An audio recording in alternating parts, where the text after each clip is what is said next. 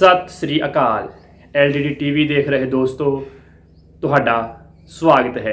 मैं प्रोफैसर जसवीर सिंह ते आपां पंजाबी साहित्य नाल संबंधित जो ਵੱਖ-ਵੱਖ जॉब ओरिएंटल पेपर हुंदे ने उन्हां दी तैयारी कर रहे हैं फ्री ऑफ कॉस्ट, मतलब बिल्कुल मुफ्त।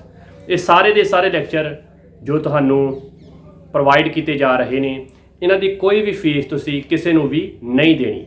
तो आपां पंजाबी साहित्य के आदिकाल संबंधी ਵੱਖ-ਵੱਖ लैक्चरां की लड़ी तोरी हुई आ ते ओहदी अज आखिरी कड़ी तुहाडे सन्मुख करके फिर आपां मध्यकाल दे विच प्रवेश करांगे। प्यारे विद्यार्थियों, आपां हुण तक पंजाबी साहित्य के आदि बिंदु घोख चुके हैं।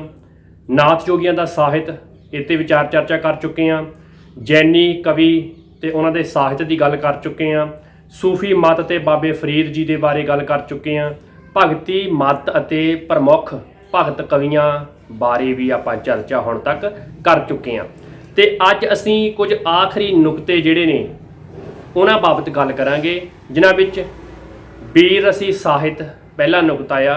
आपां पहला बीर रसी साहित्य जो आदि काल विच होया उहदे बारे गल करांगे। गुरु नानक साहिब तो पहलियां बीर रसी वारां दे लेखकां दा सानूं नां नहीं पता, पर हाँ बीर रसी वारां जिहड़ियां ने वो मिलदियां ने गुरु नानक साहिब के समय तो पहलां दियां, जिन्हों आपां आदि काल का नाम दिंदे आए हैं। आदि काल कह लो जां पूर्व नानक काल कह लो जां पूर्व मुगल काल कह लो जां प्राचीन काल कह लो जां पहला समा कह लो, ये सारे दे सारे नाम आदि काल दे ही मन्ने जाते हैं। ठीक है जी, ये तुहानूं जरूर क्लैरिटी होनी चाहिए आ। तो प्यारे विद्यार्थियों, जो गुरु नानक साहिब तो पहला का समा होया जिन्हों आपां आदि काल कहने आ, इस समय दौरान सानूं 6 वारां मिलदियां ने आदि काल दियां, जिन्हों असीं लोक वारां दे नाम दे नाल जानते हैं। ठीक है जी, 3 वारां सानूं गुरु नानक साहिब के समय दियां, जिन्हों आपां नानक काल दियां वारां कह सकते हैं, मिलदियां ने। उन्हां दी गल आपां गुरु नानक साहिब के समय विच ही करांगे, पर इन्हां 6 वारां दी गल आपां हुण अज करनी आ। इन्हां वारां नूं भटां जां ढाडियां ने उचारिया ते गाया सीगा। ठीक है जी, ये नोट कर लवो, ये नुकते बहुत अहम ने। इन्हां वारां नूं भटां, जिन्हों आपां भट कहने आ, भट्टां ते ढाडियां ने उचारिया ते गाया सीगा। ये वारां साडे तक जबानी पहुँचदियां आ। इन्हां दा लिखती रूप जिहड़ा आ वो सीना बसीना ही पहुँचदा आ, लिखती तौर पर नहीं पहुँचदियां। मतलब एक पीढ़ी ने दूजी पीढ़ी को सुनाइया, दूजी पीढ़ी ने तीजी पीढ़ी को सुनाइया, फिर चौथी को सुनाइया। इस तरह सीना बसीना हो के जुबानी वारां ये साडे तक पहुँचियां ने। लिखती रूप इहदा सानू नहीं मिलता। अगांह जाके जदों साहित्यकारां ने घोख पड़ताल की, इतिहासकारां ने, तां उहदा लिखती रूप जिहड़ा आ वो तैयार किया गया, पर साडे तक ये जुबानी ही पहुँचियां ने।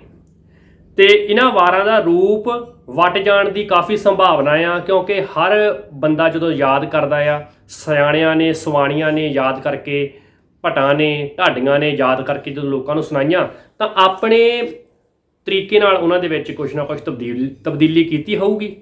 तो वो तब्दीली होण दे नाल इन्हां वारां दे विच कुछ ना कुछ वटण का, कुछ ना कुछ बदलण का जिहड़ा प्रभाव आ जां काफ़ी संभावना सानूं मिलदी आ। ठीक है जी। तो पंडित तारा सिंह नरोत्तम ने सब तो पहला अपनी पुस्तक, नाम नोट करो, गुरमत निर्णय सागर विच आदि काल दियां वारां दे नमूने दर्ज किए सन। Very very very important. Pandit Tara Singh Narotam ने सब तो पहला अपनी पुस्तक गुरमत निर्णय, नन्हे सिहारी रारा नाणा जईया, सागर विच आदि काल दियां वारां दे नमूने दर्ज किए सन। मतलब सब तो पहला उन्होंने ਵੱਖ-ਵੱਖ ढाडियां भट्टां दे कोलों वारां सुन के उन्होंने लिखती रूप में पेश करके अपनी किताब दे विच नमूने दिते सी कि ये आदि काल दियां वारां ने। ठीक है जी, वैरी इंपॉर्टेंट। ये नुकता बहुत जरूरी तुहानूं पता होना चाहिए। आदि काल दियां वारां बहुतियां लंबियां नहीं हैगियां। लगभग सारियां आदि काल दियां वारां केंद्री ते ठेठ बोली दे विच लिखियां सानूं मिलदियां ने। साडी जिहड़ी केंद्री बोली सीगी, शुद्ध पंजाबी जिहनूं कह सकते हैं जां टकसाली पंजाबी आपां मनदे हां, उस दे विच ये वारां मिलदियां ने। एक चीज़ मैं तुहानूं होर कहूँगा कि नोट कर लवो, वार की आ, वार दियां की निजमे वाली हुंदी आ, किवें लिखी जांदी आ। ये आपां जदों साहित्य दे वख-वख रूपां दी गल करांगे उदों तुहानूं दसूंगा। ਇਸ ਬਾਬਤ ਵਿਚਾਰ ਆਪਾਂ ਉਦੋਂ ਕਰਾਂਗੇ। ਹੁਣ ਆਪਾਂ ਆਦਿਕਾਲ ਦੀਆਂ ਵਾਰਾਂ ਕਿਹੜੀਆਂ-ਕਿਹੜੀਆਂ ਨੇ ਇਹਦੇ ਬਾਰੇ ਗੱਲ ਕਰ ਰਹੇ ਹਾਂ। ਰਾਏ ਕਮਾਲ ਮੌਜ ਦੀ ਵਾਰ, ਸਾਡੇ ਕੋਲ ਇਹ ਆਦਿਕਾਲ ਦੀ ਪਹਿਲੀ ਵਾਰ ਆ। ਰਾਏ ਕਮਾਲ ਤੇ ਉਹਦੇ ਭਤੀਜੇ ਮੌਜ ਦੀ ਲੜਾਈ ਦਾ ਜ਼ਿਕਰ ਮਿਲਦਾ ਇਸ ਵਾਰ ਦੇ ਵਿੱਚ। ਦੇਖੋ ਇਹ ਚਾਚੇ ਭਤੀਜੇ ਦੀ ਲੜਾਈ ਦੀ ਇੱਕ ਵਾਰ ਆ, ਠੀਕ ਹੈ ਜੀ। ਤੇ ਮੌਜ ਨੇ ਆਪਦੇ ਪਿਤਾ ਸਾਰੰਗ ਦੀ ਮੌਤ ਦਾ ਬਦਲਾ ਲਿਆ ਸੀ ਆਪਣੇ ਚਾਚੇ ਤੋਂ, ਠੀਕ ਹੈ ਜੀ। ਮੌਜ ਭਤੀਜਾ ਆ, ਰਾਏ ਕਮਾਲ ਚਾਚਾ ਆ, ਸਾਰੰਗ ਜਿਹੜਾ ਆ ਇਹ ਮੌਜ ਦਾ ਪਿਤਾ ਆ। ਹੁਣ ਰਾਏ ਕਮਾਲ ਨੇ ਆਪਣੇ ਭਰਾ ਨੂੰ, ਵੱਡੇ ਭਰਾ ਨੂੰ, ਸਾਰੰਗ ਨੂੰ ਮਾਰ ਦਿੱਤਾ ਸੀਗਾ ਤੇ ਭਤੀਜੇ ਨੇ ਗੁੱਸੇ ਵਿੱਚ ਆਣ ਕੇ ਬਦਲਾ ਲਿਆ। ਇਹ ਵਾਰ ਲਿਖੀ ਗਈ, ਠੀਕ ਹੈ ਜੀ। ਸਾਰੰਗ ਨੂੰ ਰਾਏ ਕਮਾਲ ਨੇ ਪਹਿਲਾਂ ਤੁਹਮਤ ਹੁੰਦੀ ਦੋਸ਼ ਲਾ ਕੇ ਕੈਦ ਕਰਵਾਇਆ, ਮਗਰੋਂ ਰਿਹਾ ਹੋ ਕੇ ਆਏ ਨੂੰ ਸ਼ਰਾਬ ਵਿੱਚ ਜ਼ਹਿਰ ਦੇ ਕੇ ਮਾਰ ਦਿੱਤਾ। ਮੌਜ ਨੇ ਆਪਣੇ ਮਾਮਿਆਂ ਦੀ ਸਹਾਇਤਾ ਨਾਲ ਰਾਏ ਕਮਾਲ ਵਿਰੁੱਧ ਲੜਾਈ ਲੜੀ ਤੇ ਜਿੱਤ ਹਾਸਲ ਕੀਤੀ। ਰਾਏ ਕਮਾਲ ਨੂੰ ਮੌਤ ਦੇ ਘਾਟ ਉਤਾਰ ਦਿੱਤਾ। ਇਹ ਵਾਰ ਇਸ ਵਿਸ਼ੇ ਨੂੰ ਲੈ ਕੇ ਲਿਖੀ ਗਈ ਆ। ਹੁਣ ਆਪਾਂ ਇੱਕ ਉਦਾਹਰਣ ਪੜਾਂਗੇ। ਉਦਾਹਰਣ ਬਹੁਤ ਜ਼ਰੂਰੀ ਆ ਕਿਉਂਕਿ ਹਵਾਲਾ ਦੇਣਾ ਬੜਾ ਲਾਜ਼ਮੀ ਆ। ਨੋਟ ਕਰੋ। ਰਾਣਾ ਰਾਏ ਕਮਾਲ ਦੀ ਰਣ ਭਾਰਾ ਬਾਹੀ, ਮੌਜ ਦੀ ਤਲਵੰਡੀਓਂ ਚੜਿਆ ਸਾਬਾਹੀ, ਢਾਲੀ ਅੰਬਰ ਛਾਇਆ, ਫੁੱਲੇ ਅੱਕ ਕਾਹੀ, ਜੁੱਟੇ ਆਮੋ ਸਾਹਮਣੇ, ਨੇਜੇ ਝਲਕਾਹੀ, ਮੌਜੇ ਘਰ ਵਧਾਈਆਂ, ਘਰ ਚਾਚੇ ਤਾਹੀਂ। ਤੇ ਇਹ ਵਾਰ ਸਿੱਧ ਕਰਦੀ ਆ ਕਿ ਮੌਜ ਜਿਹੜਾ ਮੌਜਾ ਆ ਉਹ ਭਤੀਜਾ ਆ, ਸਾਰੰਗ ਦਾ ਪੁੱਤਰ ਆ ਤੇ ਰਾਏ ਕਮਾਲ ਚਾਚਾ ਆ, ਜਿਹੜਾ ਆਖਰ ਦੇ ਉੱਤੇ ਇਸ ਵਾਰ ਦੇ ਵਿੱਚ ਮਾਰਿਆ ਜਾਂਦਾ ਆ। ਉਹਦੇ ਘਰ ਵਿੱਚ ਔਰਤਾਂ ਕੀਰਨੇ ਪਾ ਰਹੀਆਂ ਨੇ, ਜਦ ਕਿ ਮੌਜ ਦੇ ਘਰ ਵਿੱਚ ਵਧਾਈਆਂ ਦਿੱਤੀਆਂ ਜਾ ਰਹੀਆਂ ਨੇ, ਠੀਕ ਹੈ ਜੀ। ਇਹ ਸਾਡੇ ਕੋਲ ਆਦਿਕਾਲ ਦੀ ਪਹਿਲੀ ਵਾਰ ਆ ਜਿਹਦੇ ਬਾਰੇ ਆਪਾਂ ਹੁਣ ਗੱਲ ਕੀਤੀ ਆ। ਤੁਸੀਂ ਨੁਕਤੇ ਨੋਟ ਕਰਦੇ ਜਾਓ ਕਿਉਂਕਿ ਮੱਧਕਾਲ ਦੇ ਵਿੱਚ ਇਹਨਾਂ ਵਾਰਾਂ ਬਾਰੇ ਮੈਂ ਫਿਰ ਜ਼ਿਕਰ ਕਰਨਾ ਸੰਕੇਤ ਰੂਪ ਵਿੱਚ, ਇਸ ਕਰਕੇ ਤੁਹਾਨੂੰ ਇਹ ਪਤਾ ਹੋਣਾ ਚਾਹੀਦਾ। ਬਹੁਤ ਅਹਿਮ ਹੈ ਸਭ ਕੁਝ, ਬੜਾ ਜ਼ਰੂਰੀ ਆ। ਆਪਾਂ ਬਿਨਾਂ ਜ਼ਰੂਰਤ ਤੋਂ ਜ਼ਿੰਦਗੀ 'ਚ ਕੁਝ ਨਹੀਂ ਕਰਦੇ ਤੇ ਇਹ ਸਾਹਿਤ, ਇਹ ਸਾਡਾ ਆਪਣਾ ਸੱਭਿਆਚਾਰ, ਮੁਆਸ਼ਰਾ, ਇਹ ਜੋ ਲੋਕ ਸਾਹਿਤ ਆ, ਇਹ ਸਾਡੀ ਹੋਂਦ ਆ। ਇਹਦੇ ਬਾਰੇ ਗੱਲ ਆਪਾਂ ਤਾਂ ਕਰ ਰਹੇ ਹਾਂ, ਪੇਪਰਾਂ ਵਾਸਤੇ ਜ਼ਰੂਰੀ ਤਾਂ ਹੈ ਹੀ। ਚਲੋ ਦੂਜੀ ਵਾਰ ਦੀ ਗੱਲ ਕਰਦੇ ਹਾਂ। ਟੁੰਡੇ ਅਸਰਾਜੇ ਦੀ ਵਾਰ, ਸਾਡੇ ਕੋਲ ਆਦਿਕਾਲ ਦੀ ਇਹ ਦੂਜੀ ਵਾਰ ਆ। ਇਸ ਵਾਰ ਵਿੱਚ ਰਾਜੇ ਸਾਰੰਗ ਦੇ ਪੁੱਤਰ ਅਸਰਾਜ ਦੀ ਕਹਾਣੀ ਦਰਜ ਹੋਈ ਮਿਲਦੀ ਆ, ਠੀਕ ਹੈ ਜੀ। ਇਹ ਹੁਣ ਸਾਰੰਗ ਉਹੀ ਆ ਜਿਹਦਾ ਮੁੰਡਾ ਮੌਜ ਸੀ ਜਾਂ ਇਹ ਸਾਰੰਗ ਕੋਈ ਹੋਰ ਆ, ਇਹਦੇ ਬਾਰੇ ਹਾਲੇ ਕੋਈ ਜਿਹੜਾ ਸਿੱਧ ਨਹੀਂ ਹੋ ਸਕਿਆ, ਤੱਥ ਸਾਨੂੰ ਹਜੇ ਨਹੀਂ ਪ੍ਰਾਪਤ ਹੁੰਦੇ, ਠੀਕ ਹੈ ਜੀ। ਜੇਕਰ ਕੋਈ ਨੁਕਤਾ ਮਿਲਦਾ ਹੋਇਆ ਤਾਂ ਜਦੋਂ ਫੁੱਟਕਲ ਆਪਾਂ ਲੈਕਚਰ ਤਿਆਰ ਕਰਾਂਗੇ ਤਾਂ ਉਹਦੇ ਵਿੱਚ ਤੁਹਾਨੂੰ ਮੈਂ ਦੱਸ ਦਿਆਂਗਾ। ਅਸਰਾਜੇ ਨੂੰ ਮਤਰੇਈ ਮਾਂ ਦਾ ਪਿਆਰ ਨਾ ਕਬੂਲਣ ਕਰਕੇ ਮੌਤ ਦੀ ਸਜ਼ਾ ਦਿੱਤੀ ਜਾਂਦੀ ਆ। ਤੇ ਇਹ ਜਿਹੜੀ ਮੌਤ ਦੀ ਸਜ਼ਾ ਦਿੱਤੀ ਜਾਂਦੀ ਆ ਕਿਉਂਕਿ ਅਸਰਾਜਾ ਆਪਣੇ ਆਪ ਵਿੱਚ ਵਧੀਆ ਬੰਦਾ ਸੀ, ਇਸ ਕਰਕੇ ਜਲਾਦਾਂ ਨੇ ਕੇਵਲ ਬਾਂਹ ਵੱਢ ਕੇ ਉਸ ਨੂੰ ਛੱਡ ਦਿੱਤਾ ਤੇ ਅਸਰਾਜਾ ਮਗਰੋਂ ਕਿਸੇ ਹੋਰ ਥਾਂ ਰਾਜਾ ਬਣ ਗਿਆ। ਤੇ ਰਾਜਾ ਬਣਨ ਤੋਂ ਬਾਅਦ ਉਸ ਦੀ ਪ੍ਰਸ਼ੰਸਾ ਦੇ ਵਿੱਚ ਜੋ ਢਾਡੀਆਂ ਭੱਟਾਂ ਨੇ ਵਾਰ ਗਾਈ, ਉਸ ਨੂੰ ਹੀ ਕਿਹਾ ਜਾਂਦਾ ਜੀ ਟੁੰਡੇ ਅਸਰਾਜੇ ਦੀ ਵਾਰ। ਹੁਣ ਟੁੰਡਾ ਕੀ ਆ? ਕਿਉਂਕਿ ਉਹਦੀ ਬਾਂਹ ਕੱਟੀ ਗਈ ਸੀ, ਬਾਂਹ ਵੱਢ ਦਿੱਤੀ ਗਈ ਸੀ, ਉਹ ਟੁੰਡਾ ਹੋ ਗਿਆ ਸੀਗਾ, ਇਸ ਕਰਕੇ ਉਹਨੂੰ ਟੁੰਡੇ ਅਸਰਾਜੇ ਦੀ ਵਾਰ ਦਾ ਨਾਮ ਦਿੱਤਾ ਗਿਆ ਆ। ਪਤਾ ਹੋਣਾ ਚਾਹੀਦਾ ਜ਼ਰੂਰ, ਇਹ ਲਾਜ਼ਮੀ ਆ ਕਿਉਂਕਿ ਇਹ ਬਹੁਤ ਜ਼ਿਕਰ ਥਾਵਾਂ ਥਾਵਾਂ ਤੇ ਆਉਂਦਾ ਰਹਿੰਦਾ। ਆਪਾਂ ਉਦਾਹਰਣ ਵੇਖਦੇ ਹਾਂ ਜੀ ਟੁੰਡੇ ਅਸਰਾਜੇ ਵਾਰ ਦੀ ਉਦਾਹਰਣ। ਭਬਕਿਓ ਸ਼ੇਰ ਸਰਦੂਲ ਰਾਏ, ਰਣ ਮਾਰੂ ਬੱਜੇ, ਖਾਨ ਸੁਲਤਾਨ ਵੱਡ ਸੂਰਮੇ, ਵਿੱਚ ਰਣ ਦੇ ਗੱਜੇ, ਖਤ ਲਿਖੇ ਟੁੰਡੇ ਅਸਰਾਜ ਨੂੰ, ਪਾਤਸ਼ਾਹੀ ਅੱਜੇ, ਠੀਕ ਹੈ ਜੀ। ਪਰ ਡਾਕਟਰ ਚਰਨ ਸਿੰਘ ਨੇ ਇਸ ਵਾਰ ਦਾ ਇੱਕ ਹੋਰ ਬਹਿਰ ਦਿੱਤਾ ਆ। ਉਹ ਕਹਿੰਦਾ ਆ, ਡਾਕਟਰ ਚਰਨ ਸਿੰਘ ਵਿਦਵਾਨ ਆ ਜਿਹਨੇ ਇਹ 'ਤੇ ਖੋਜ ਕੀਤੀ ਸੀ। ਉਹ ਕਹਿੰਦਾ ਕਿ ਭਬਕਿਆ ਸ਼ੇਰ ਸਰਦੂਲ ਰਾਜਾ, ਖਾਨ ਸੁਲਤਾਨ ਤੁਮ ਬੜੇ ਕਾਜਾ, ਖਤ ਲਿਖੇ ਟੁੰਡੇ ਅਸਰਾਜ ਨੂੰ। ਇਹ ਉਦਾਹਰਣ ਜਿਹੜੀ ਆ ਡਾਕਟਰ ਚਰਨ ਸਿੰਘ ਨੇ ਦਿੱਤੀ ਸੀ। ਇਹਨਾਂ ਵਾਰਾਂ ਬਾਰੇ ਬਹੁਤ ਸੰਖੇਪ ਜਾਣਕਾਰੀ ਮਿਲਦੀ ਆ, ਇਹਨਾਂ 'ਤੇ ਹਜੇ ਖੋਜ ਹੋਣੀ ਬਣਦੀ ਆ।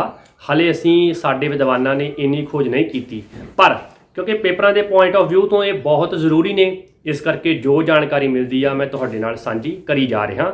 ਸਾਡੇ ਕੋਲ ਤੀਜੀ ਵਾਰ ਹੈ ਸਿਕੰਦਰ ਇਬਰਾਹੀਮ ਦੀ ਵਾਰ। ਇਸ ਵਾਰ ਵਿੱਚ ਇਬਰਾਹੀਮ ਦਾ ਬ੍ਰਾਹਮਣ ਔਰਤ ਤੇ ਭੈੜੀ ਨਜ਼ਰ ਰੱਖਣ ਤੇ ਉਸ ਦੀ ਇੱਜ਼ਤ ਜਾਂ ਪੱਤ ਕਹਿ ਲਓ ਲੁੱਟਣ ਦੇ ਹੌਸਲੇ ਦਾ ਜ਼ਿਕਰ ਸਾਨੂੰ ਮਿਲਦਾ ਆ। ਪਰ ਸਰਦਾਰ ਸਿਕੰਦਰ ਦਾ ਇਬਰਾਹੀਮ ਵਿਰੁੱਧ ਜੰਗ ਕਰਕੇ ਇਬਰਾਹੀਮ ਨੂੰ ਸਿੱਧੇ ਰਾਹੇ ਪਾਉਣ ਦਾ ਜ਼ਿਕਰ ਜਿਹੜਾ ਆ ਇਸ ਵਾਰ ਦੀ ਪ੍ਰਮੁੱਖ ਵਾਰਤਾ ਆ। ਠੀਕ ਹੈ ਜੀ। ਇਬਰਾਹੀਮ ਜਿਹੜਾ ਆ ਉਹ ਇਹਦਾ ਵਿਲਨ ਪਾਤਰ ਕਹਿ ਸਕਦੇ ਹਾਂ, ਸਿਕੰਦਰ ਇਹਦੇ ਵਿੱਚ ਹੀਰੋ ਆ। ਇਬਰਾਹੀਮ ਜਿਹੜਾ ਆ ਉਹ ਇੱਕ ਬ੍ਰਾਹਮਣ ਔਰਤ ਨਾਲ ਧੱਕਾ ਕਰਨ ਦੀ ਕੋਸ਼ਿਸ਼ ਕਰਦਾ ਤੇ ਸਿਕੰਦਰ ਉਸ ਦਾ ਵਿਰੋਧ ਕਰਕੇ ਉਸ ਨੂੰ ਮਾਰ ਮੁਕਾਉਂਦਾ। ਅਬਲਾ ਬ੍ਰਾਹਮਣ ਇਸਤਰੀ ਨੂੰ ਸਿਕੰਦਰ ਜਿਹੜਾ ਆ ਇਬਰਾਹੀਮ ਦੇ ਕੋਲੋਂ ਛੁਡਾ ਲੈਂਦਾ ਆ। ਰਾਜਪੂਤੀ ਲੱਜ ਦੇ ਪਾਲਣ ਦਾ ਸੋਹਣਾ ਵਰਣਨ ਇਸ ਵਾਰ ਦੇ ਵਿੱਚ ਮਿਲਦਾ ਆ। ਕਮਾਲ ਦੇ ਅਲੰਕਾਰ ਵਰਤੇ ਗਏ ਆ, ਜਿਵੇਂ ਬਾਂਦਰ ਵਾਂਗ ਬੰਨ੍ਹ ਕੇ ਕਿੱਲੇ ਬੰਨਣਾ ਆਦਿ ਵੱਖ-ਵੱਖ ਜਿਹੜੇ ਅਲੰਕਾਰ ਨੇ ਇਸ ਵਾਰ ਨੂੰ ਸ਼ਿੰਗਾਰਦੇ ਨੇ, ਇਸ ਵਾਰ ਦੀ ਮਹੱਤਤਾ ਨੂੰ ਪੇਸ਼ ਕਰਦੇ ਨੇ।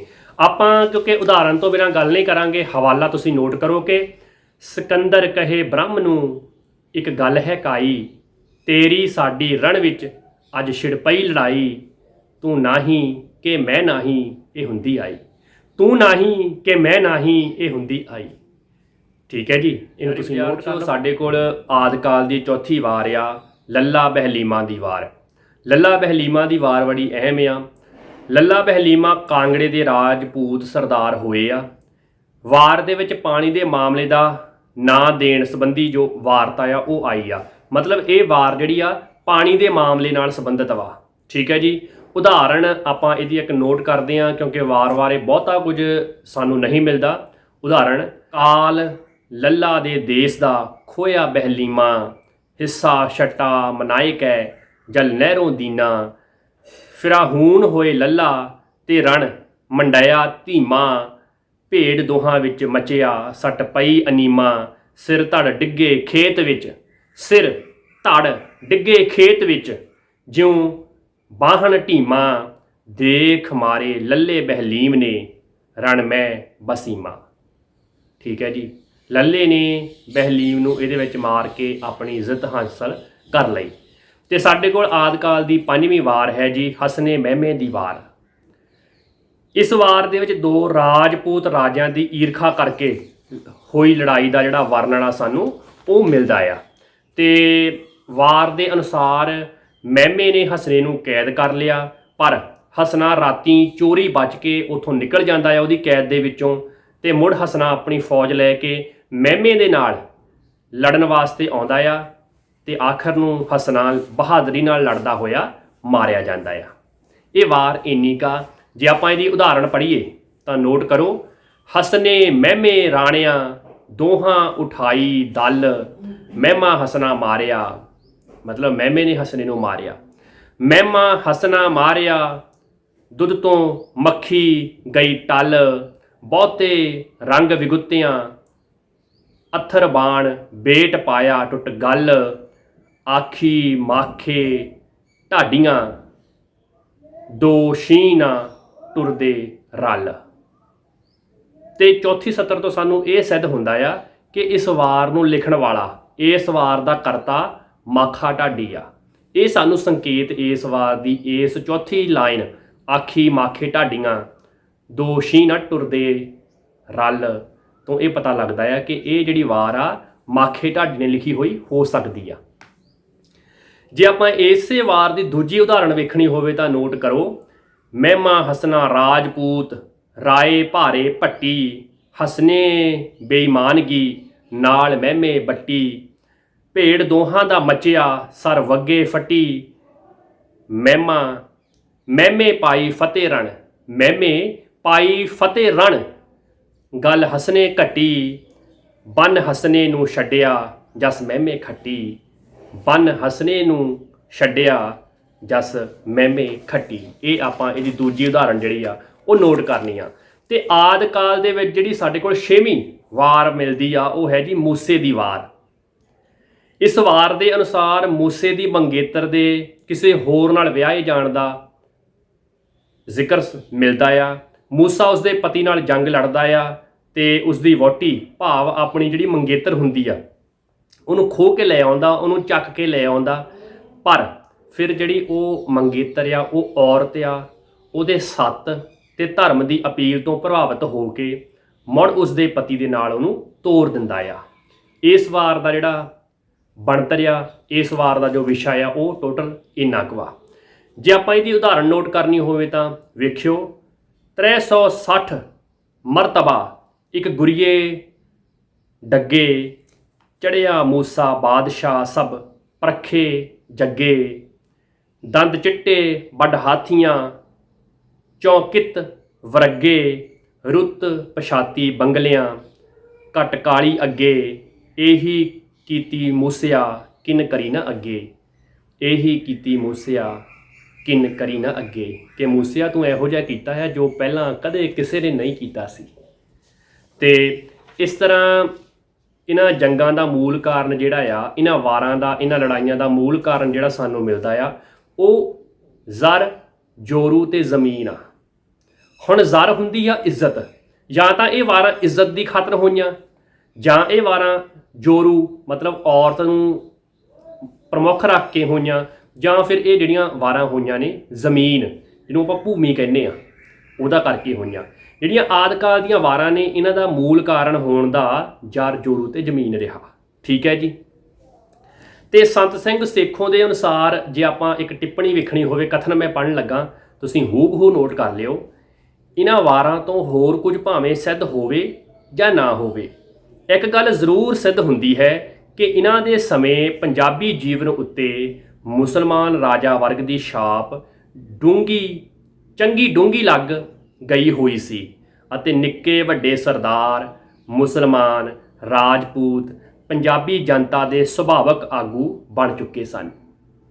ਇਹ ਕਥਨ ਸੰਤ ਸਿੰਘ ਸੇਖੋਂ ਦਾ ਲਿਖਿਆ ਹੋਇਆ ਆ, ਪੰਜਾਬੀ ਦਾ ਪ੍ਰਮੁੱਖ ਆਲੋਚਕ। ਸਾਡੇ ਕੋਲ ਅਗਲੇ ਜਿਹੜੇ ਰਾਈਟਰ ਨੇ ਅਮੀਰ ਖੁਸਰੋ 1251 ਤੋਂ 1305 ਈਸਵੀ ਦੇ ਦੌਰਾਨ ਜੇ ਹੋਏ ਨੇ ਇਹ, ਤੇ ਇਹਨਾਂ ਦੀ ਰਚੀ ਹੋਈ ਤੁਗਲਕ ਦੀ ਵਾਰ ਦਾ ਜ਼ਿਕਰ ਜਿਹੜਾ ਆ ਉਹ ਕੀਤਾ ਜਾਂਦਾ ਆ, ਪਰ ਇਹ ਵਾਰ ਸਾਨੂੰ ਕਿਤੇ ਵੀ ਮਿਲਦੀ ਨਹੀਂ ਹੈਗੀ। ਅਮੀਰ ਖੁਸਰੋ ਨੇ ਮੰਨਿਆ ਜਾਂਦਾ ਪੰਜਾਬੀ ਦੇ ਵਿੱਚ ਤੁਗਲਕ ਦੀ ਵਾਰ ਦੀ ਰਚਨਾ ਕੀਤੀ ਸੀ। ਇਸ ਵਾਰ ਦਾ ਜ਼ਿਕਰ ਜਿਹੜਾ ਆ ਖਸਾਤੁਤ ਤਵਾਰੀਖ ਦੇ ਵਿੱਚ ਆਇਆ ਆ, ਤੇ ਅਮੀਰ ਖੁਸਰੋ ਨੇ ਕੁਝ ਰੇਖਤੇ ਹੁੰਦੇ ਰੇਖਾ ਚਿੱਤਰ ਮੰਨ ਲਓ ਤੁਸੀਂ, ਵੀ ਲਿਖੇ ਸਨ। ਇੰਨਾ ਕੁ ਜ਼ਿਕਰ ਜਿਹੜਾ, ਇੰਨੀ ਕੁ ਜਾਣਕਾਰੀ ਸਾਨੂੰ ਇਸ ਬਾਬਤ ਮਿਲਦੀ ਆ।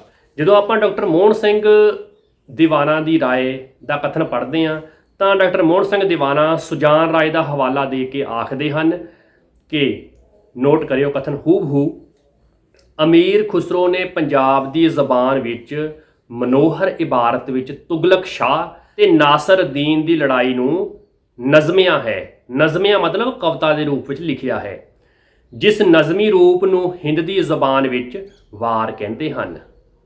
ਇਹ ਡਾਕਟਰ ਮੋਹਨ ਸਿੰਘ ਦੀਵਾਨਾ ਜੀ ਦਾ ਕਥਨ ਹੈ। ਤੇ ਆਪਾਂ ਹੁਣ ਜੋ ਗੱਲਬਾਤ ਕੀਤੀ ਹੈ ਉਹ ਸੀ ਪੰਜਾਬੀ ਸਾਹਿਤ ਦੇ ਆਦਿਕਾਲ ਵਿੱਚ ਬੀਰ ਰਸੀ ਵਾਰਾਂ ਦੀ।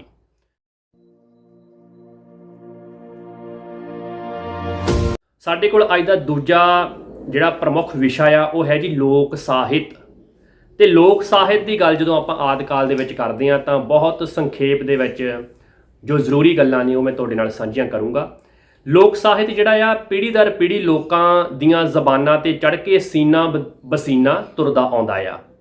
ਲੋਕ ਸਾਹਿਤ ਦਾ ਜੇ ਆਪਾਂ ਵਿਰੋਧਾਰਥਕ ਸ਼ਬਦ ਵੇਖਣਾ ਹੋਵੇ ਤਾਂ ਉਹ ਹੁੰਦਾ ਵਿਅਕਤੀਗਤ ਜਾਂ ਲਿਖਤੀ ਸ਼ਾਸਤਰੀ ਸਾਹਿਤ।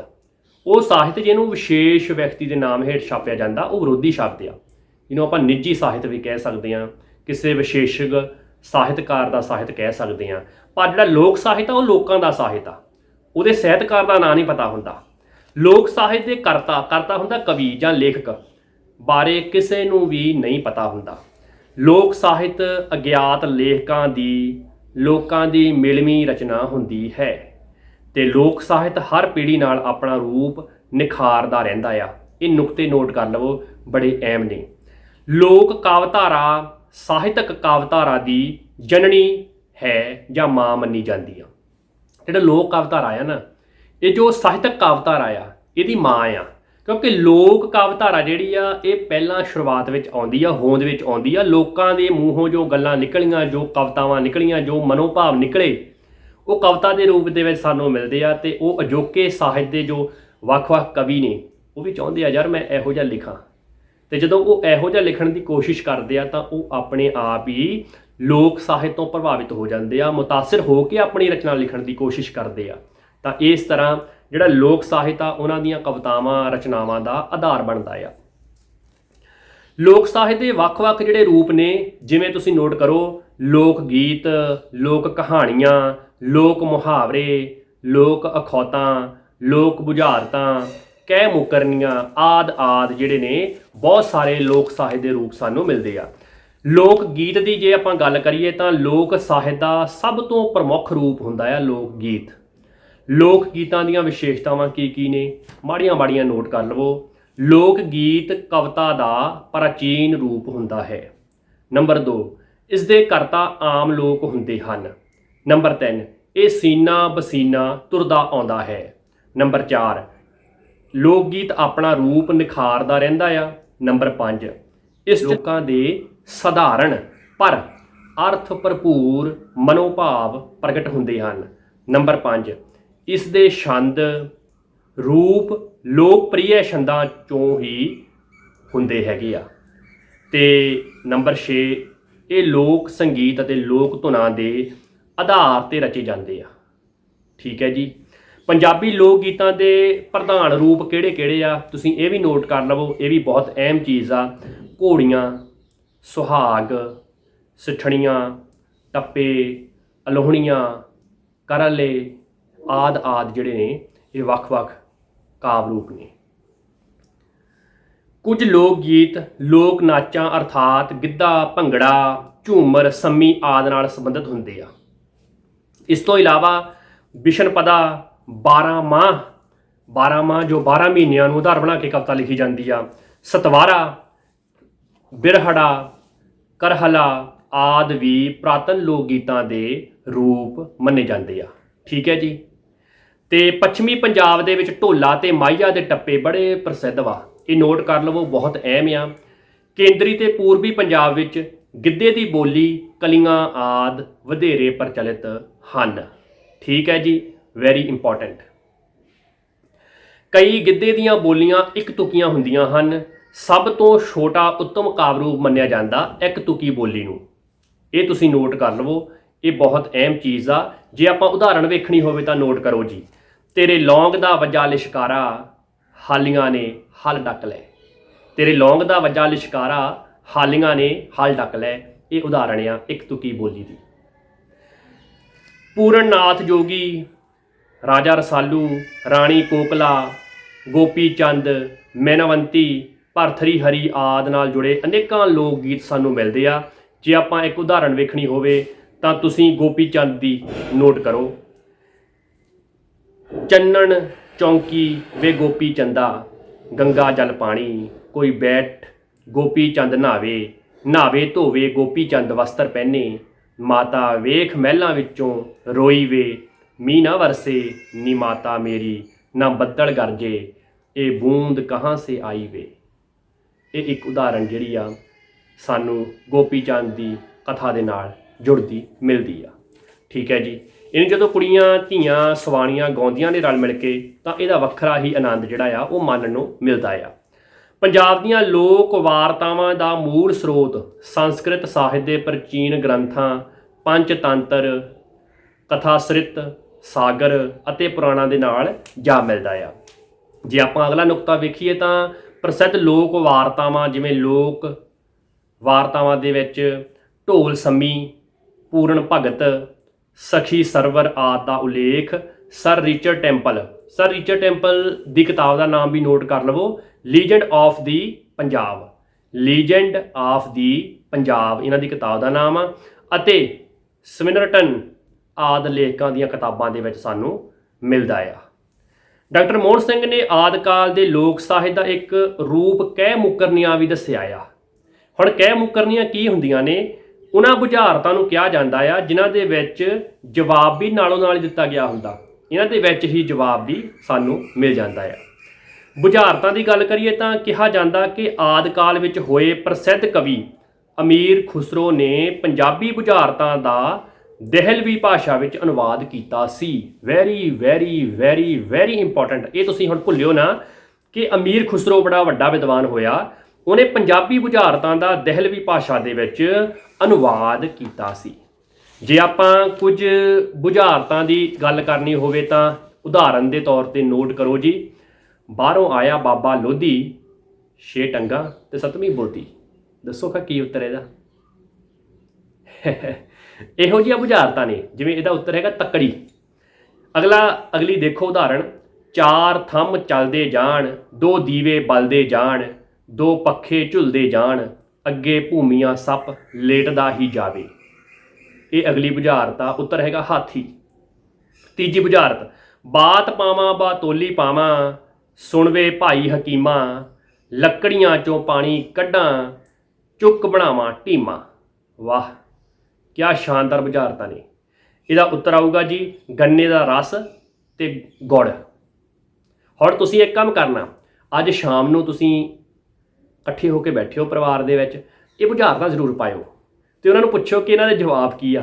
ਇੱਕ ਤਾਂ ਤੁਹਾਨੂੰ ਯਾਦ ਹੋ ਜਾਊਗਾ, ਦੂਸਰਾ ਮਨੋਰੰਜਨ ਵੀ ਹੋ ਜਾਊਗਾ, ਘਰਦਿਆਂ ਨੂੰ ਸਮਾਂ ਵੀ ਦਿੱਤਾ ਜਾਊਗਾ ਤੇ ਇਹ ਲੈਕਚਰ ਸੁਣ ਕੇ ਤੁਹਾਨੂੰ ਥੋੜ੍ਹਾ ਜਿਹਾ ਰਸੀਲਾ, ਥੋੜ੍ਹਾ ਜਿਹਾ ਆਪਣਤ ਭਰਿਆ, ਥੋੜ੍ਹਾ ਜਿਹਾ ਯਾਦ ਕਰਨ ਦਾ ਤਰੀਕਾ ਆਸਾਨ ਲੱਗਣ ਲੱਗ ਜਾਊਗਾ। ਇਹੀ ਜ਼ਿੰਦਗੀ ਦਾ ਅਸਲ ਸਰਮਾਇਆ ਹੁੰਦਾ, ਇਹੀ ਜ਼ਿੰਦਗੀ ਦੀ ਅਸਲ ਕਮਾਈ ਹੁੰਦੀ ਆ। ਅਸੀਂ ਸਾਹਿਤ ਨਾਲ ਵੀ ਜੁੜ ਰਹੇ ਹਾਂ, ਆਪਣੇ ਪਰਿਵਾਰ ਨਾਲ ਵੀ ਜੁੜ ਰਹੇ ਹਾਂ ਤੇ ਜ਼ਿੰਦਗੀ ਨੂੰ ਹੋਰ ਵੀ ਕਮਾਲ ਦੀ ਬਣਾ ਰਹੇ ਲਈ। ਉਦਾਹਰਣ। ਕਾਬਲ ਕੁੱਜਾ ਚਾੜਿਆ, ਅੱਗ ਬਲੇ ਮੁਲਤਾਨ, ਦਿੱਲੀ ਫੂਕਾਂ ਮਾਰੀਆਂ, ਰਿੱਝੇ ਹਿੰਦੁਸਤਾਨ। ਇਸ ਉਦਾਹਰਨ ਦਾ ਜੋ ਇਸ ਬੁਝਾਰਤ ਦਾ ਉੱਤਰ ਆ ਉਹ ਹੈ ਹੁੱਕਾ। ਪੰਜਵੀਂ ਉਦਾਹਰਣ। ਆਰ ਢਾਂਗਾ ਪਾਰ ਢਾਂਗਾ, ਵਿੱਚ ਟੱਲਮ ਟੱਲੀਆਂ, ਆਉਣ ਕੂੰਜਾਂ ਦੇਣ ਬੱਚੇ, ਨਦੀ ਨਹਾਵਣ ਚੱਲੀਆਂ। ਇਹ ਬੁਝਾਰਤ ਤਾਂ ਬਹੁਤ ਬਹੁਤ ਬਚਪਨ ਵਿੱਚ ਤੁਸੀਂ ਵੀ ਸੁਣਦੇ ਰਹੇ ਹੋਣੇ ਆ। ਟਿੰਡਾਂ ਵਾਲਾ ਖੂਹ, ਖੂਹ ਦੀਆਂ ਟਿੰਡਾਂ, ਇਹਦਾ ਉੱਤਰ ਜਿਹੜਾ ਆ ਉਹ ਆਉਣਾ ਆ। ਤੇ ਪਿਆਰੇ ਵਿਦਿਆਰਥੀਓ, ਆਪਾਂ ਅੱਗੇ ਤੁਰਦੇ ਹਾਂ। ਹੁਣ ਆਪਾਂ ਇਹਨਾਂ ਬੁਝਾਰਤਾਂ ਤੋਂ ਬਾਅਦ ਅਗਲੇ ਨੁਕਤੇ ਵੱਲ ਤੁਰਦੇ ਹਾਂ। ਆਦਿ ਕਾਲ ਦਾ ਪ੍ਰਸਿੱਧ ਕਵੀ ਪੰਡਤ ਸੁਰਤਾ ਦੀਆਂ ਬਹੁਤ ਸਾਰੀਆਂ ਬੁਝਾਰਤਾਂ ਦਾ ਜਿਹੜਾ ਉਲੇਖ ਕੀਤਾ ਮਿਲਦਾ ਆ। ਖਾਸ ਕਰਕੇ ਗੁਜਰਾਤ ਜ਼ਿਲ੍ਹੇ ਵਿੱਚ ਜਿੱਥੋਂ ਦਾ ਪੰਡਤ ਸੁਰਤਾ ਹੋਇਆ ਆ, ਸਭ ਤੋਂ ਪਹਿਲੀ ਵਾਰ ਬਾਬਾ ਗੰਗਾ ਸਿੰਘ ਨੇ ਇਹਨਾਂ ਵਿੱਚੋਂ 150 ਬੁਝਾਰਤਾਂ ਇਕੱਠੀਆਂ ਕੀਤੀਆਂ ਸੀਗੀਆਂ ਤੇ ਉਹਨਾਂ ਦਾ ਖਿਆਲ ਇਹ ਆ ਕਿ ਬੁਝਾਰਤਾਂ ਦੀ ਗਿਣਤੀ ਇਸ ਤੋਂ ਵੀ ਬਹੁਤ ਜ਼ਿਆਦਾ ਹੋਈ ਆ। ਇਸ ਤੋਂ ਵੀ ਬਹੁਤ ਜ਼ਿਆਦਾ ਗਿਣਤੀ ਵਿੱਚ ਬੁਝਾਰਤਾਂ ਜਿਹੜੀਆਂ ਨੇ ਉਹ ਹੋਣਗੀਆਂ, ਪਰ ਉਹਨਾਂ ਨੇ 150 ਬੁਝਾਰਤਾਂ ਜਿਹੜੀਆਂ ਇਕੱਤਰ ਕਰਕੇ ਸਾਡੇ ਤੱਕ ਪਹੁੰਚਾਈਆਂ ਨੇ। ਤੇ ਇਹਨਾਂ ਬੁਝਾਰਤਾਂ ਦੇ ਪੂਰਵ ਮੁਗਲ ਕਾਲ ਜਾਂ ਜਿਹਨੂੰ ਆਪਾਂ ਆਦਿ ਕਾਲ ਕਹਿੰਦੇ ਆ ਦੀਆਂ ਹੋਣ ਬਾਰੇ ਸਵਰਗਵਾਸੀ ਗੰਗਾ ਸਿੰਘ ਬੇਦੀ ਨੇ 2 ਸਬੂਤ ਦਿੱਤੇ ਆ। ਇਹ ਦੋਵੇਂ ਸਬੂਤ ਬੜੇ ਅਹਿਮ ਨੇ, ਤੁਸੀਂ ਨੋਟ ਕਰ ਲਵੋ। ਪਹਿਲਾ ਸਬੂਤ ਆ ਕਿ ਗੁਰੂ ਨਾਨਕ ਦੇਵ ਜੀ ਦੀ ਬਾਣੀ ਵਿੱਚ ਸੁਰਤੇ ਪੰਡਤ ਦਾ ਜ਼ਿਕਰ ਆਉਂਦਾ ਆ। Very important. ਗੁਰੂ ਨਾਨਕ ਦੇਵ ਜੀ ਮਲਹਾਰ ਰਾਗ ਦੇ ਵਿੱਚ ਲਿਖਦੇ ਆ, ਜੰਮੈ ਜੀ ਜਾਣੈ ਜੇ ਥਾਉ, ਸੁਰਤਾ ਪੰਡਤ ਤਾਕਾ ਨਾਉ। ਇਹ ਗੁਰੂ ਨਾਨਕ ਸਾਹਿਬ ਦੀ ਬਾਣੀ ਦੇ ਵਿੱਚ ਜ਼ਿਕਰ ਆਉਂਦਾ ਆ। ਇਸੇ ਤਰ੍ਹਾਂ ਹੀ ਦੂਜਾ, ਜਿਸ ਧਾਰਨਾ ਉੱਤੇ ਸੁਰਤੇ ਪੰਡਤ ਦੀਆਂ ਬੁਝਾਰਤਾਂ ਹਨ, ਉਹੀ ਧਾਰਨਾ ਭਗਤ ਨਾਮਦੇਵ ਜੀ ਦੇ ਇਹਨਾਂ ਤੋਂ ਪਹਿਲਾਂ ਜਿੰਨੇ ਵੀ ਕਵੀ ਹੋਏ ਆ ਉਹਨਾਂ ਨੇ ਵੀ ਉਹੀ ਧਾਰਨਾ ਜਿਹੜੀ ਵਰਤੀ ਹੋਈ ਆ। ਆਮ ਤੌਰ ਤੇ ਇਹਨਾਂ ਬੁਝਾਰਤਾਂ ਵਿੱਚ 3 ਸਵਾਲ ਤੇ 3 ਹੀ ਜਵਾਬ ਇਕੱਠੇ ਆਉਂਦੇ ਆ। ਜੇ ਆਪਾਂ ਇਹਨਾਂ ਦੀ ਉਦਾਹਰਣ ਵੇਖਣੀ ਹੋਵੇ ਤਾਂ ਨੋਟ ਕਰੋ ਕਿ ਪਰ ਘਰ ਗਈ ਨਾ ਬੌੜੇ, ਪੋਥੀ ਕਾਨੀ ਨਾਰ, ਟੁੱਟੀ ਭੰਨੀ ਆ ਮੁੜੇ, ਜੇ ਮੋੜੇ ਕਰਤਾਰ। ਠੀਕ ਹੈ ਜੀ। ਦੂਜੀ ਉਦਾਹਰਣ। ਭੈੜੀ ਰੰਨ ਦੀ ਭੈੜੀ ਚਾਲ, ਆਏ ਪ੍ਰਾਹੁਣਾ ਕੁੱਟੇ ਬਾਲ, ਨੱਕ ਪੂੰਝਦੀ ਉਤਲੇ ਨਾਲ, ਆਟਾ ਗੁੰਨੇ ਖੁਰਕੇ ਵਾਲ। ਹੁਣ ਇਹਦੇ ਵਿੱਚ ਸਵਾਲ ਵੀ ਆ ਕਿ ਭੈੜੀ ਰੰਨ ਦੀ ਭੈੜੀ ਚਾਲ, ਪ੍ਰਸ਼ਨ ਮਾਰਕ ਆ, ਇਹ ਕਿਹੜੀ ਚਾਲ ਇਹੋ ਜੀ? ਉੱਤਰ ਆ ਗਿਆ ਕਿ ਆਏ ਪ੍ਰਾਹੁਣਾ ਕੁੱਟੇ ਬਾਲ। ਇਸ ਤਰ੍ਹਾਂ ਇਹ ਜਿਹੜੀਆਂ ਨੇ ਇਹਦੇ ਵਿੱਚ ਹੀ ਉੱਤਰਿਆ, ਇਹਦੇ ਨਾਲ ਹੀ ਪ੍ਰਸ਼ਨ ਕੀਤਾ ਹੋਇਆ ਆ। ਤੇ ਇਹਨਾਂ ਬੁਝਾਰਤਾਂ ਦੇ ਛੰਦ ਵੱਖਰੇ ਵੱਖਰੇ ਹਨ ਅਤੇ ਕਈ ਬੁਝਾਰਤਾਂ ਜਾਂ ਛੰਦ ਮੁਹਾਵਰੇ ਹੀ ਬਣ ਗਈਆਂ ਹਨ। ਜੇ ਆਪਾਂ ਉਦਾਹਰਣ ਲੈਣੀ ਹੋਵੇ ਤਾਂ ਉਹਦੇ ਵਿੱਚ ਨੋਟ ਕਰੋ 100 ਚਾਚਾ ਤੇ 1 ਪਿਓ, 100 दारू ਤੇ 1 ਘਿਓ, 100 ਬੇਰ ਤੇ 1 ਸਿਓ। ਇਹ ਤਾਂ ਉਦਾਹਰਣ ਬਣ ਗਈ ਨਾ। ਇਹੋ ਜਿਹੀ ਉਦਾਹਰਣ ਜਿਹੜੀ ਲੋਕ ਮੁਹਾਵਰੇ ਦੇ ਨਾਲ ਜੁੜਦੀ ਆ, ਇਹੋ ਜਿਹੀਆਂ ਬੁਝਾਰਤਾਂ ਨੇ। ਤੇ ਲੋਕ ਸਾਹਿਤ ਜਿਹੜਾ ਆ ਇਹ ਬਹੁਤ ਅਹਿਮ ਆ। ਇਹਦੇ ਬਾਰੇ ਆਪਾਂ ਗੱਲ ਵੱਖ-ਵੱਖ ਸਮਿਆਂ ਤੇ ਵੱਖ-ਵੱਖ ਲੈਕਚਰਾਂ ਦੇ ਵਿੱਚ ਕਰਾਂਗੇ। ਪਰ ਜੋ ਆਦਿ ਕਾਲ ਦੇ ਵਿੱਚ ਲੋਕ ਸਾਹਿਤ ਮਿਲਦਾ ਸੀ ਉਹਦੀਆਂ ਇਹ ਉਦਾਹਰਨਾਂ, ਇੰਨੀ ਕੁ ਜਾਣਕਾਰੀ ਤੁਹਾਡੇ ਨਾਲ ਸਾਂਝੀ ਕਰਨੀ ਬਣਦੀ ਸੀ, ਉਹ ਮੈਂ ਕੀਤੀ ਆ।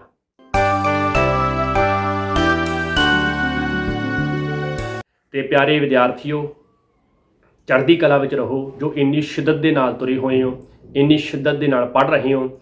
ਆਪਾਂ ਹੁਣ ਅਗਲਾ ਨੁਕਤਾ ਵੇਖਣਾ ਆ, ਪੰਜਾਬੀ ਸਾਹਿਤ ਦੇ ਆਦਿ ਕਾਲ ਵਿੱਚ ਵਾਰਤਕ ਸਾਹਿਤ।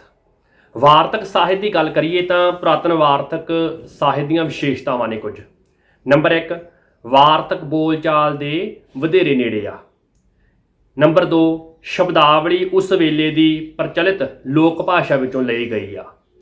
ਨੰਬਰ 3, ਵਿਆਕਰਨਕ ਬਣਤਰ ਤੇ ਵਾਕ ਰਚਨਾ ਆਦਿ ਉੱਤੇ ਪਹਿਲੇ ਕਾਲ ਵਿੱਚ ਫਾਰਸੀ ਦਾ ਅਤੇ ਪਿੱਛੋਂ ਬ੍ਰਿਜ ਭਾਸ਼ਾ ਦੀ ਸ਼ੈਲੀ ਦਾ ਵਧੇਰੇ ਪ੍ਰਭਾਵ ਪਿਆ ਸਾਨੂੰ ਨਜ਼ਰ ਆਉਂਦਾ ਆ। ਨੰਬਰ 4, ਵਾਕ ਵਧੇਰੇ ਕਰਕੇ ਛੋਟੇ ਤੇ ਚੁਸਤ ਹਨ। ਨੰਬਰ 5, ਕੁਝ ਸ਼ਬਦਾਂ ਦਾ ਦੁਹਰਾਓ ਬਹੁਤ ਜ਼ਿਆਦਾ ਹੋਇਆ ਆ। ਨੰਬਰ 6, ਬਿਰਤਾਂਤੀ ਤੇ ਵਾਰਤਾਲਾਪੀ ਦੋਵੇਂ ਸ਼ੈਲੀਆਂ ਬੜੀਆਂ ਪ੍ਰਚਲਿਤ ਸਾਨੂੰ ਇਹਦੇ ਵਿੱਚ ਮਿਲਦੀਆਂ ਨੇ।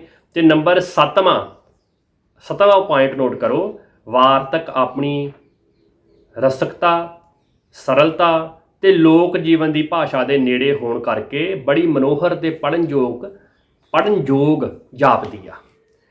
ਉਦਾਹਰਨ ਦੇ ਤੌਰ ਤੇ ਆਪਾਂ ਜੇ ਉਦਾਹਰਣ ਲਈਏ ਤਾਂ ਗੋਰਖ ਉਪਨਿਸ਼ਦ ਦੀ ਰਚਨਾ ਦੀ ਉਦਾਹਰਣ ਲਵਾਂਗੇ। ਗੋਰਖ ਉਪਨਿਸ਼ਦ ਦੀ ਰਚਨਾ ਜਿਹੜੀ ਆ ਮੰਨੀ ਜਾਂਦੀ ਆ ਗੋਰਖਨਾਥ ਨੇ ਕੀਤੀ ਸੀ।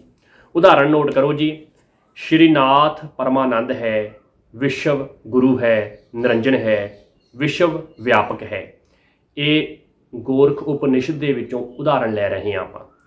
ਮਹਾਸਿਦਨ ਦੇ ਲਕਸ਼ਿਆ ਹੈ, ਤਿੰਨ ਪ੍ਰਤੀ ਹਮਾਰੇ ਆਦੇਸ਼ ਹੋ यहाँ आगे अवर्तन एक समय विमला नाम महादेवी किंचित विस्मय युक्त भई श्रीमान महा गोरकश नाथ 300 पूछत है ताको विस्मय दूर करीबै मैं तात्पर्य है लोकन को मोक्ष कहवै हेतु कृपाल तासो महायोग विद्या प्रगट करीबै को तिन तिन कै ऐसे श्रीनाथ सब मुख सो उपनिषद प्रगट करे है।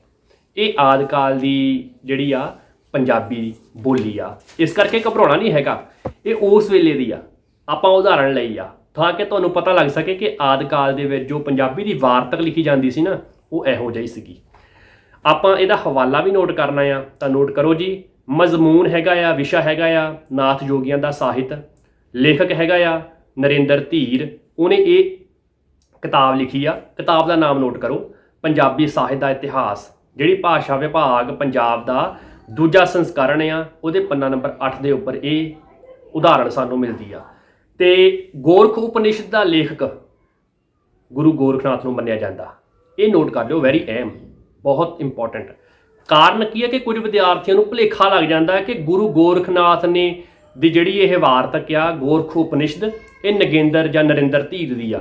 नरेंद्र धीर दी नहीं, नरेंद्र धीर ने यह कहा आ, उन्हें ये सर्च करके दस्सिया आ कि गोरख उपनिषद जिहड़ी आ वो आदि काल की वार्तक रचना आ जिहनूं गुरु गोरखनाथ ने लिखिया सी। ये तुहानूं क्लीयर होना चाहिए, तुहाडे टिप्स के उपर होना चाहिए। ठीक है जी। इस विचली टूक, इस विचली एक तुक सानू मिलती है। आपां हुणे जो उदाहरण लई आ, मन महा गोरकश 300 पूछत है, इसनूं शक्की बना दिंदा कि ये जिहड़ी रचना आ, ये जिहड़ी वार्तक आ, ये गुरु गोरखनाथ दी आ। पर क्योंकि लेखक जो साडा पंजाबी साहित्य का इतिहासकार नरेंद्र धीर आ, उन्हें यह कहा कि गोरख उपनिषद गुरु गोरखनाथ की रचना आ, आपां उहनूं भी मानता देनी आ। ਤੇ ਬਾਬੇ ਫਰੀਦ ਦਾ ਪਦਤੀਨਾਮਾ ਫਾਰਸੀ ਸ਼ਬਦਾਵਲੀ ਦੀ ਵਰਤੋਂ ਇਹਦੇ ਵਿੱਚ ਵਧੇਰੀ ਹੋਈ ਮਿਲਦੀ ਆ। ਇਹ ਵੀ ਆਦਿ ਕਾਲ ਦੀ ਵਾਰਤਕ ਰਚਨਾ ਆ। ਇਹਦੇ ਬਾਰੇ ਆਪਾਂ ਪਹਿਲਾਂ ਵੀ ਗੱਲ ਕਰ ਚੁੱਕੇ ਹਾਂ, ਇਸ ਕਰਕੇ ਆਪਾਂ ਬਹੁਤਾ ਵਿਸਥਾਰ ਦੇ ਵਿੱਚ ਨਹੀਂ ਜਾਣਾ। ਇਸੇ ਤਰ੍ਹਾਂ ਹੀ ਇਕਾਦਸ਼ੀ ਮਹਾਤਮ ਨੂੰ ਡਾਕਟਰ ਤਰਲੋਚਨ ਸਿੰਘ ਬੇਦੀ ਨੇ ਸਾਹਮਣੇ ਲੈ ਕੇ ਆਂਦਾ ਸੀਗਾ। ਡਾਕਟਰ ਤਰਲੋਚਨ ਸਿੰਘ ਬੇਦੀ ਕਹਿੰਦਾ ਆ ਕਿ ਇਹ ਵੀ ਆਦਿ ਕਾਲ ਦੀ ਪ੍ਰਮੁੱਖ ਵਾਰਤਕ ਰਚਨਾ ਹੈਗੀ ਆ। ਠੀਕ ਹੈ ਜੀ।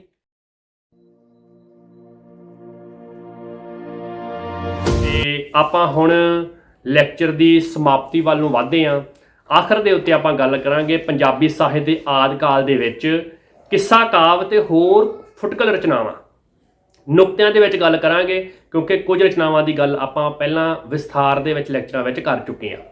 ਪੁੱਛਿਆ ਰਚਿਤ ਸੱਸੀ ਦਾ ਕਿੱਸਾ ਸਾਨੂੰ ਆਦਿ ਕਾਲ ਦੇ ਵਿੱਚ ਮਿਲਦਾ ਆ, ਪਰ ਇਹ ਰਚਨਾ ਸਾਨੂੰ ਕਿਤੇ ਵੀ ਨਹੀਂ ਮਿਲਦੀ। ਇਹਦਾ ਜ਼ਿਕਰ ਕੀਤਾ ਆ ਡਾਕਟਰ ਮੋਹਨ ਸਿੰਘ ਜੀ ਨੇ ਕਿ ਇਹ ਰਚਨਾ ਜਿਹੜੀ ਆ ਪੁੱਛਿਆ ਰਚਿਤ ਸੱਸੀ ਦਾ ਕਿੱਸਾ ਆਦਿ ਕਾਲ ਦਾ ਇਹ ਪ੍ਰਮੁੱਖ ਰਚਨਾ ਆ। ਇਸੇ ਤਰ੍ਹਾਂ ਹੀ ਰਾਣੀ ਰੂਪਮਤੀ, ਇਹ ਵੀ ਕਿੱਸਾ ਜਿਹੜਾ ਆ ਪੰਜਾਬੀ ਸਾਹਿਤ ਦੇ ਆਦਿ ਕਾਲ ਵਿੱਚ ਮੰਨਿਆ ਜਾਂਦਾ ਆ, ਜਿਹਦਾ ਜ਼ਿਕਰ ਡਾਕਟਰ ਤਰਲੋਚਨ ਸਿੰਘ ਬੇਦੀ ਜੀ ਨੇ ਕੀਤਾ ਸੀ। ਨੋਟ ਕਰ ਲਵੋ, ਬਹੁਤ ਅਹਿਮ ਆ। ਤੇ ਸਨੇਹ ਰਾਸਕ, ਜਿਹਦਾ ਲੇਖਕ ਅਹਿਦਮਾਨ ਜਾਂ ਜਿਹਨੂੰ ਆਪਾਂ ਅਬਦੁਲ ਰਹਿਮਾਨ ਵੀ ਕਹਿੰਦੇ ਆ, ਉਹਨੂੰ ਮੰਨਿਆ ਜਾਂਦਾ। ਇਹ ਕਿੱਸਾ ਵੀ ਆਦਿ ਕਾਲ ਦੇ ਵਿੱਚ ਪੰਜਾਬੀ ਸਾਹਿਤ ਦਾ ਮਾਣ ਵਧਾਉਂਦਾ ਆ। ਤੇ ਹਿੰਦਵੀ ਮਸਨਵੀ ਚੰਦਾਇਣ, ਇਸ ਚੰਦਾਇਣ ਦਾ ਲੇਖਕ ਮੁੱਲਾ ਦਾਊਦ ਨੂੰ ਮੰਨਿਆ ਜਾਂਦਾ। ਤੇ ਲੁਰਕ ਤੇ ਚਾਂਦ ਦੀ ਪ੍ਰੀਤ ਕਥਾ ਇਹਦੇ ਵਿੱਚ ਸਾਨੂੰ ਮਿਲਦੀ ਆ। ਤੇ ਇਹਦਾ ਇਸ ਕਿੱਸੇ ਦਾ ਜ਼ਿਕਰ ਜਿਹੜਾ ਆ ਪੁਰਾਤਨ ਇਤਿਹਾਸਕ ਪੁਸਤਕ ਮੁੰਤਖਬ ਉਤ ਤਾਰੀਖ ਦੇ ਵਿੱਚ ਹੋਇਆ ਮਿਲਦਾ ਆ। ਠੀਕ ਹੈ ਜੀ, ਵੈਰੀ ਇੰਪੋਰਟੈਂਟ। ਇਹ ਨੁਕਤਿਆਂ ਨੂੰ ਤੁਸੀਂ ਨੋਟ ਕਰ ਲਵੋ। ਜੇ ਆਪਾਂ ਕੁਝ ਫੁਟਕਲ ਰਚਨਾਵਾਂ ਦੀ ਗੱਲ ਕਰੀਏ ਤਾਂ ਅਮੀਰ ਖੁਸਰੋ ਦੀਆਂ ਪਹੇਲੀਆਂ ਤੇ ਤੁਗਲਕ ਦੀ ਵਾਰ ਦੀ ਆਪਾਂ ਗੱਲ ਕਰ ਚੁੱਕੇ ਹਾਂ। ਉਹ ਪੰਜਾਬੀ ਸਾਹਿਤ ਦੇ ਆਦਿ ਕਾਲ ਦਾ ਮਹੱਤਵਪੂਰਨ ਅੰਗ ਆ। ਇਸੇ ਤਰ੍ਹਾਂ ਹੀ ਚਾਂਦ ਬਰਦਾਈ ਦੀ ਗੱਲ ਆਪਾਂ ਵਿਸਥਾਰ ਵਿੱਚ ਪਹਿਲਾਂ ਕਰ ਚੁੱਕੇ ਹਾਂ। ਪ੍ਰਿਥਵੀ ਰਾਜ ਰਾਇਸੋ ਦਾ ਜ਼ਿਕਰ ਜਿਹੜਾ ਆ ਉਹ ਸਾਨੂੰ ਮਿਲਦਾ ਆ। ਇਹ ਬਹੁਤ ਅਹਿਮ ਪੰਜਾਬੀ ਸਾਹਿਤ ਦੇ ਵਿੱਚ ਆਦਿ ਕਾਲ ਦੇ ਵਿੱਚ ਆਉਂਦੇ ਨੇ। ਤੇ ਗੱਲ ਮੁਕਾਈਏ, ਮਸਊਦ ਸੈਦ ਸੁਲੇਮਾਨ ਦੀ ਹੁਣਾਂ ਦਾ ਲਿਖਿਆ ਹੋਇਆ ਦੀਵਾਨ ਜਿਹੜਾ ਆ ਉਹਦੇ ਵਿੱਚ 12 ਮਾਹੇ, ਸਤਵਾਰੇ, ਸ਼ਿਹਰਫੀਆਂ ਆਦਿ ਪੰਜਾਬੀ ਸਾਹਿਤ ਦੇ ਵਿੱਚ ਸਭ ਤੋਂ ਪਹਿਲੀਆਂ ਰਚਨਾਵਾਂ ਜਿਹੜੀਆਂ ਮੰਨੀਆਂ ਜਾਂਦੀਆਂ ਨੇ। ਇਹ ਬਹੁਤ ਅਹਿਮ ਜਾਣਕਾਰੀ ਆ। ਤੇ ਪਿਆਰੇ ਵਿਦਿਆਰਥੀਓ, ਆਪਾਂ ਇੱਥੇ ਜੋ ਪ੍ਰਮੁੱਖ ਪੰਜਾਬੀ ਸਾਹਿਤ ਦੇ ਆਦਿ ਕਾਲ ਦੀ ਹੁਣ ਤੱਕ ਗੱਲ ਕਰਨੀ ਬਣਦੀ ਸੀ ਉਹਨੂੰ ਸਮਾਪਤ ਕਰ ਰਹੇ ਹਾਂ। ਆਪਣੇ ਆਦਿ ਕਾਲ ਸੰਬੰਧੀ ਜਿੰਨੇ ਵੀ ਲੈਕਚਰ ਨੇ ਉਹਨਾਂ ਸਾਰਿਆਂ ਦੇ ਵਿੱਚ ਵਿਸਥਾਰ ਸਹਿਤ, ਹਵਾਲੇ ਸਹਿਤ ਬਿਲਕੁਲ ਮੁਫਤ ਪੜ੍ਹਾਈ ਤੁਹਾਨੂੰ ਕਰਵਾਈ ਜਾ ਚੁੱਕੀ ਆ। ਇਸ ਸੰਬੰਧੀ ਜੇ ਤੁਹਾਡਾ ਕੋਈ ਡਾਊਟ ਆ ਤਾਂ ਤੁਸੀਂ ਕਮੈਂਟ ਬਾਕਸ ਵਿੱਚ ਕਮੈਂਟ ਕਰੋ। ਹਾਂ, ਇੱਕ ਗੱਲ ਹੋਰ, ਜਿੰਨੇ ਵੀ ਲੈਕਚਰ ਹੁਣ ਤੱਕ ਕਰਵਾਏ ਨੇ ਉਹ ਜਿਹੜਾ ਡਿਸਕ੍ਰਿਪਸ਼ਨ ਆ ਇਹਦੇ ਵਿੱਚ ਹੇਠਾਂ ਲਿੰਕ ਸਾਰੇ ਲੈਕਚਰਾਂ ਦੇ ਪਾ ਦਿੱਤੇ ਗਏ ਨੇ ਆਦਿ ਕਾਲ ਸੰਬੰਧੀ। ਇਸ ਤੋਂ ਬਾਅਦ ਆਪਾਂ ਹੁਣ ਮੱਧਕਾਲ ਦੇ ਵਿੱਚ ਆਵਾਂਗੇ ਤੇ ਮੱਧਕਾਲ ਦਾ ਪੂਰੀ ਤਰ੍ਹਾਂ ਹਵਾਲਿਆਂ ਸਹਿਤ ਅਧਿਐਨ ਕਰਾਂਗੇ। ਤੇ ਕਿਸੇ ਵੀ ਤਰ੍ਹਾਂ ਦਾ ਸਾਡਾ ਕੋਈ ਪ੍ਰਸ਼ਨ ਜਿਹੜਾ ਆ ਉਹ ਰਹਿਣਾ ਨਹੀਂ ਚਾਹੀਦਾ। ਚੜ੍ਹਦੀ ਕਲਾ ਵਿੱਚ ਰਹੋ, ਇਸ ਤਰ੍ਹਾਂ ਜੁੜੇ ਰਹੋ। ਦੁਆਵਾਂ ਤੁਹਾਨੂੰ ਬਹੁਤ ਸਾਰੀਆਂ। ਤੇ ਕਮੈਂਟ ਜ਼ਰੂਰ ਕਰਿਆ ਕਰੋ, ਸ਼ੇਅਰ ਵੀ ਕਰਿਆ ਕਰੋ ਤਾਂ ਕਿ ਹੋਰ ਵੀ ਲੋਕਾਂ ਦਾ ਭਲਾ ਹੋ ਸਕੇ। ਇਹ ਸਾਰੇ ਦਾ ਸਾਰਾ ਜਿਹੜਾ ਮਟੀਰੀਅਲ ਆ, ਇਹ ਸਾਰੇ ਦੇ ਸਾਰੇ ਲੈਕਚਰ ਜਿਹੜੇ ਨੇ ਬੜੇ ਰੈਲੇਵੈਂਟ ਹਵਾਲੇ ਸਹਿਤ ਨੇ। ਮੈਨੂੰ ਦਿਓ ਇਜਾਜ਼ਤ। ਸਤਿ ਸ੍ਰੀ ਅਕਾਲ।